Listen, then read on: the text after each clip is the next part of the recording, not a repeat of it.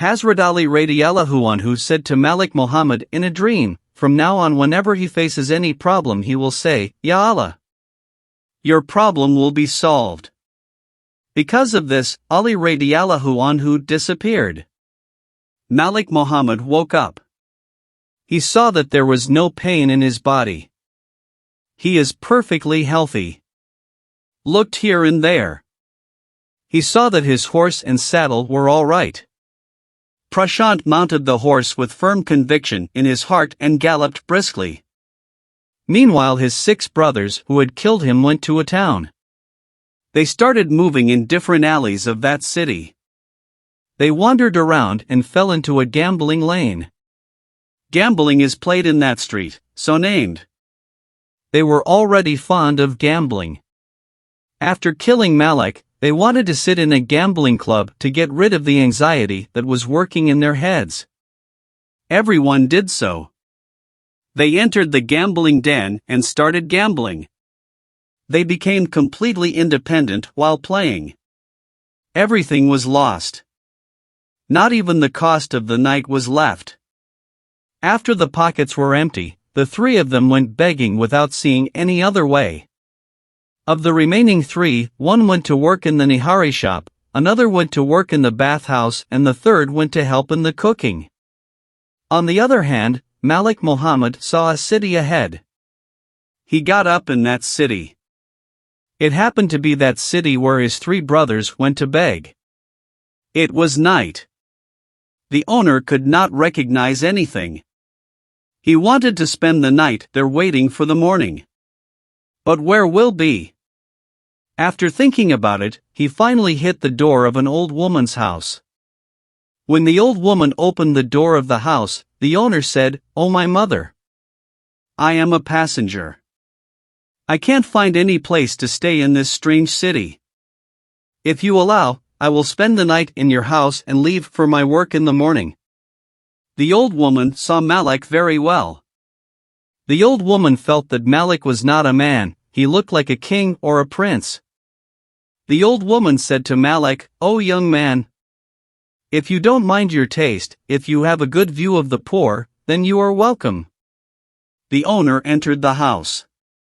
An old woman lived in that house with one of her daughters. On entering the house, the owner looked around and saw that there was nothing to describe. He took out a pearl from the corgin and handed it to the old woman and said, "Sell it and arrange food for the night." The old woman arranged the dinner after selling the pearl given by Malik. After eating, the owner noticed that the old woman was crying. The owner said, "Mother, why are you crying?" The old woman said, "I am crying thinking about the princess. My heart cries for him." Owner said, "Why, what happened to the princess?" The old woman said, "Recently a monster came from nowhere. It comes once every month. A girl comes and takes a basket of 54 kilos of dates and 30 kilos of halwa from each one in turn.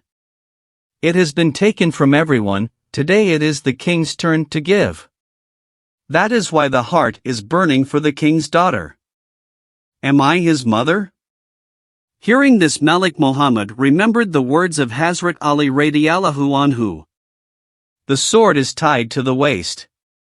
When the old woman saw Malik Muhammad getting ready for war, she said, "Oh my dear child, what do you want to do?"